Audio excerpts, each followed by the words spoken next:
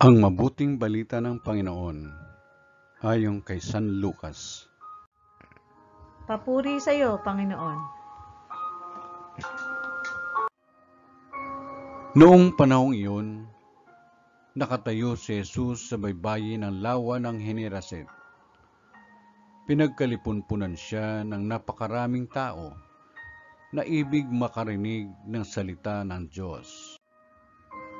May nakita siyang dalawang bangka sa baybayin. Nakalunsad na ang mga mangingisda at naguhugas ng kanilang mga lambat.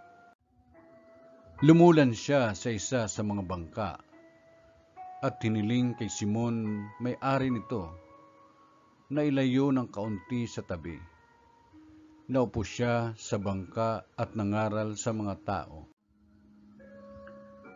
Pagkatapos niyang magsalita ay sinabi niya kay Simon, "Pumalaot kayo at ihulog ang mga lambat upang manghuli." Sumagot si Simon, "Guro, magdamag po kaming nagpagod at wala kaming nahuli. Ngunit dahil sa sinabi ninyo, ihulog ko ang mga lambat." Gayon nga ang ginawa nila, at sa dami ng kanilang huli ay halos magkansisira ang kanilang mga lambat. Kaya't kinawayan nila ang kanilang mga kasamahang nasa ibang bangka upang patulong, at lumapit naman ang mga ito. Napuno ang dalawang bangka na halos lumubog.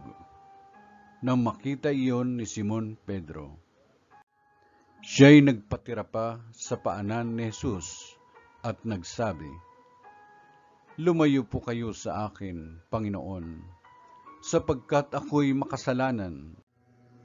Nang gilalas siya at ang kanyang mga kasama dahil sa dami ng kanilang huli.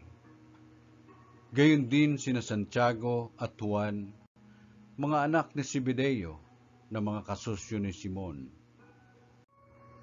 At sinabi ni Jesus kay Simon, "Huwag kang matakot.